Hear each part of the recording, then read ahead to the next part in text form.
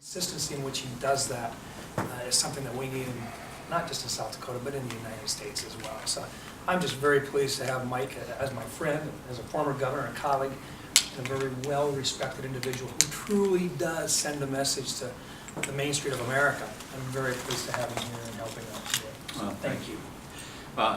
Let me give a little background as to why I'm here. I realize people sometimes come in and endorse candidates, and it's primarily political. It's to bring some attention to a candidate. Just so you know, for me, in this case, this is deeply personal. When Mike Rounds announced that he was going to run for the Senate, I told him, let me know when your website is up. I want to give the first contribution as quick as I can. My wife and I personally made a contribution to his campaign because we believe in it. The reason we believe in Mike is because my wife and I got to know Mike and Jean very well during our days together as governors. We spent a lot of time working on policy issues. We also had a lot of time to get to know each other personally when we were campaigning for other people back in 2004.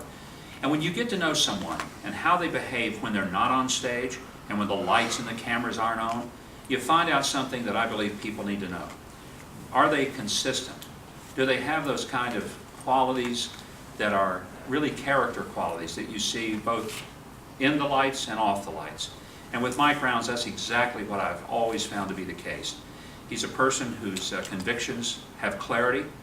He's a person who, you know where he stands. You know he's going to actually continue to hold fast his positions.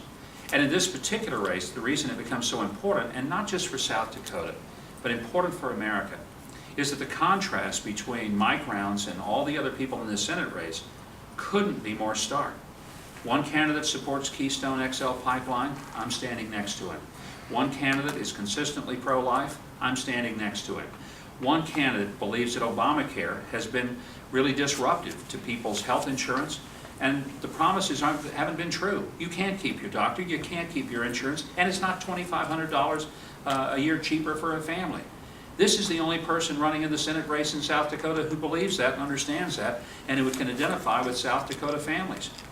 This is a person who, when it comes time to believe in a balanced budget, he doesn't just say he believes it, he did it when he was governor. Every single year he was governor, the budget of South Dakota was balanced. He brought jobs to his state. I happen to know something about the economy of all of the states and the country when he took office in January of 2003. It was a tough time, and all of us were hemorrhaging. We were going through a recession, and I also remember watching Mike Rounds lead this state to creating over 50,000 new jobs, being the kind of governor that, in spite of a very difficult time economically, did balance the budget, didn't just go out and put a bunch of new taxes on the people of South Dakota. I think that's an important quality that people need to know, that he's got a track record of not saying something, but doing something. So it's with great personal joy and pride that I'm here today to endorse my friend and longtime colleague Mike Rounds for Senate in the state of South Dakota. Todd is in the mix. Fast forward 4 years later. He says now he's the chief cheerleader, an advocate for same-sex marriage. Well, was he lying then? Is he lying now? Or did the Bible get rewritten and he was the only one who got the memo from God? Those are the only three things I could think of that would explain why he's made a change of position. I'm kind of, frankly, grateful for a guy like Mike Rounds who didn't change his view just because polls changed. Do you think very conservative Republicans might be on the wrong side of history on this, though? Well, I hear that phrase, wrong side of history. How long has homosexual marriage been in our history? Not very long. I mean, if we think about it, the history is really on the side of natural marriage. So I think that is probably not the case at all. So does that mean you think at some point, years from now, there will be a backlash against same-sex marriage and there will be outlawed again? Or? You know, I have no idea what will happen. I'm a believer but not a prophet. But I do believe this. I think that when people say, well, what difference does it make? It's making a difference in Houston, Texas, when pastors are being told to turn over their sermons, turn over their sermon notes and all the correspondence they have with their church members. When people who are photographers are being put out of business and fined because they, out of conviction, don't feel comfortable photographing a same-sex wedding. when people who are in the catering business lose their business because, they'll be happy to cater to anybody, but if it's a ceremony, something they can't personally support, then they get in trouble with the government because the government now has dictated the limitations of their conscience and their convictions. I don't care what a person's view of same-sex marriage is, that ought to be pretty frightening. That ought to be disturbing because that violates the First Amendment rights, both of free speech and freedom of religion, that people should be able to exercise.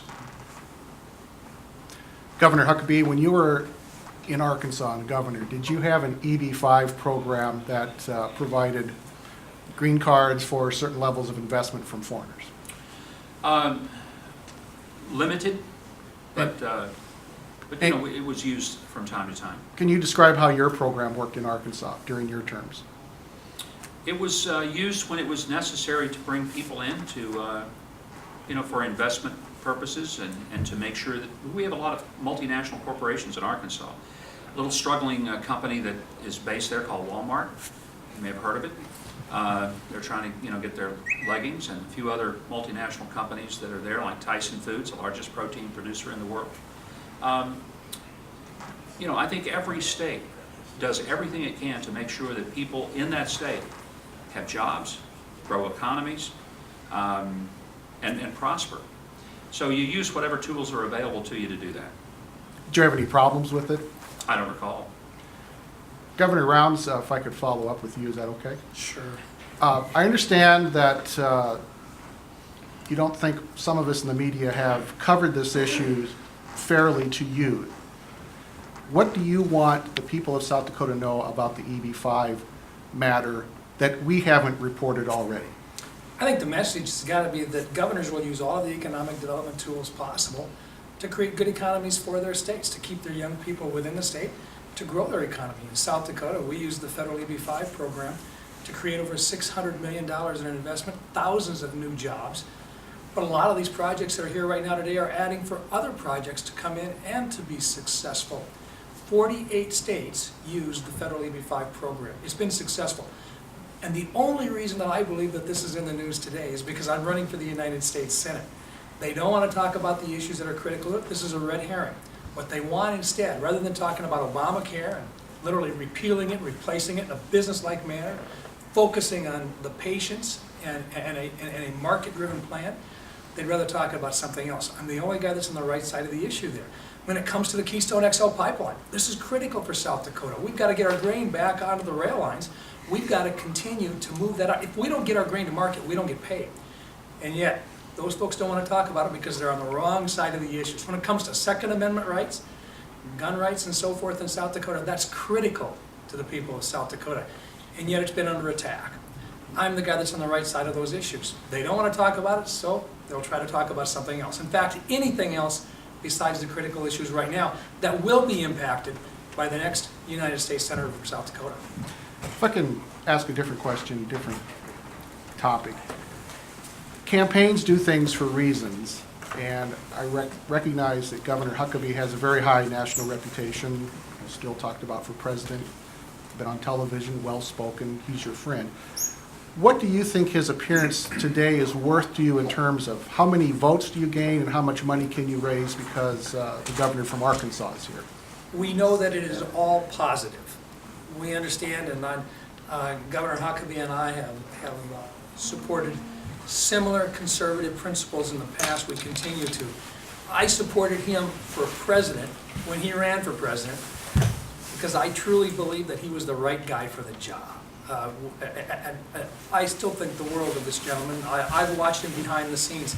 I've seen the way that he and Janet interact. I've seen the way that he treats other people with respect, regardless of whether they have a microphone in front of him or not. He cares about people. And the message that he sends is one of care and hope. And he tells the truth when he says that America does have real challenges, but those challenges in the most case come from Washington, D.C. He believes in the beauty in America. He believes in an America which has huge potential in the future. He understands that America is not broken. He says Washington, D.C. is just like I do. And when we start talking about those kinds of issues, these are the kind of guys that I want to have come on in and espouse, once again, the need to get back to the basics. Profit is not a dirty word. Government should be under control. It should be limited. If you watch his shows on TV and you listen to the message that he says, and he says it in front of the cameras, he says and he practices exactly the same things in real life. Governor Huckabee, you've probably seen the VA healthcare issues has practically fallen off the scope. Here in South Dakota, we enjoy a very high level of care. I just want to know how Governor Rounce is going to advocate and keep that level of care good in South Dakota. Is that for me or for him? For him. For him. Okay, look, in terms of healthcare and so forth, here's what you've got to do. In South Dakota, we had a plan for coverages that we had 93% of our people with a plan for insurance to begin with, before Obamacare came in. Now what do we have going on? We've got fewer companies right now that are in the state trying to compete for your business than we ever had before. We went from 17 down to about 3 or 4. I think one of the things we've got to do is get back to a market-driven plan in which people compete with one another. Look for quality care. Have different organizations saying, I've got a better plan, I've got a better way of fixing this thing. I've got a better solution, I've got one that's less expensive, I can contain costs, I can provide quality care. Obamacare does not do that. Instead, it talks about government regulations, it talks about a 15-member panel located in Washington, D.C. called the Independent Payment Advisory Board that's going to decide for seniors which procedures get paid by how much. That's wrong. That's not the way we provide good American health care. The reason why we have great health care in America to begin with is because of innovation, because people are competing with one another, trying to make it better. It's the open market. You put the ground rules in, but then you allow people to come up with innovative ways to produce it. In South Dakota, we had that working for us. This will hurt quality care in South Dakota. It does not do what the people of South Dakota were promised it would do. Remember the deal? You can keep your health insurance? We know better. Remember the deal? You can keep your doctor? We know better. This is a bill that was passed because we had to pass it to find out what's in it. Okay, we know what's in it. Let's get rid of it before it does more damage, not just to our economy, but to the quality of health care in America today. Governor Huckabee, you bring a national perspective to this race and you know all the races. I'm curious, A, what's going to happen and what you think is going to outcome in your home state of Arkansas, and then just with some Senate races, what's going to happen with control of the Senate after the election here? One of the reasons this race is so important is because a lot of these races are just as tight as a tick, and I think we have to look at it as if Harry Reid continues to run the Senate, it means that he will continue doing what he's done, which is run the Roach Motel legislation. Bills go in, but they never ever come out. And at some point, people aren't sent to Washington to hide things. They're sent to get things done. Moving Harry Reid to the back of the room is one of the most important things that I believe I can commit myself to. And so it's a double purpose for me. One, I've got a good friend, a man of integrity, somebody I have a lot of personal trust in who's running for the Senate. Number two, if South Dakota doesn't send Mike Rounce to the Senate, frankly, it's probably not likely that the other Senate races will pull us ahead enough to get the majority. And Harry Reid's desk will continue to be the biggest fire hazard in D.C. 360 bills piled up on his desk, moved in there, never moved to the floor for decision and deliberation. And that's why this race is important. I think Tom Cotton will win that race in Arkansas. I think Joni Ernst is going to win in Iowa. I will be with her on Tuesday. There are a number of races that are tight and close, but I'd like to believe that American people are looking at where we are as a country and realizing that what we're doing right now isn't working. And if we get the Republicans, give them a chance to run the Senate, pass legislation in the House and Senate, put it in front of the President, let him either sign it or explain to the American people what his idea is. He can't say then the Republicans are blocking things, because they'll be presenting things. And I think it's a great opportunity for America to give the Republicans the leadership role in the Senate. One more question, guys. Governor Huckabee, why did you decide to make this trip to throw your support behind a Senate candidate? Because I've known Mike Rounce since he was first sworn in as governor back in 2003. We first met at a new governor's conference in Austin, Texas. From that moment forward, he was one of those guys who, within the boundaries of the governors, which is a very tight club of only 50 members, it's a pretty nonpartisan organization, because really we're about finding solutions, not just about bashing each other's heads in.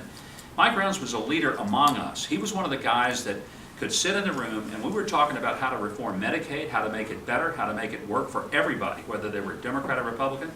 He was one of the guys who was helping come up with the ideas. He was one of the guys who had just a wonderful, what I call temperament that was ideal for governing. And I watched what he did in this state over the 8 years that he served as governor. I was thrilled when he announced that he was going to run for Senate. I sent him a personal contribution, my wife and I did, on the first day that he announced. So for me, it's not just about, okay, this is a political thing, I'll come in and help another politician. I know this guy. I trust this guy. I like this guy.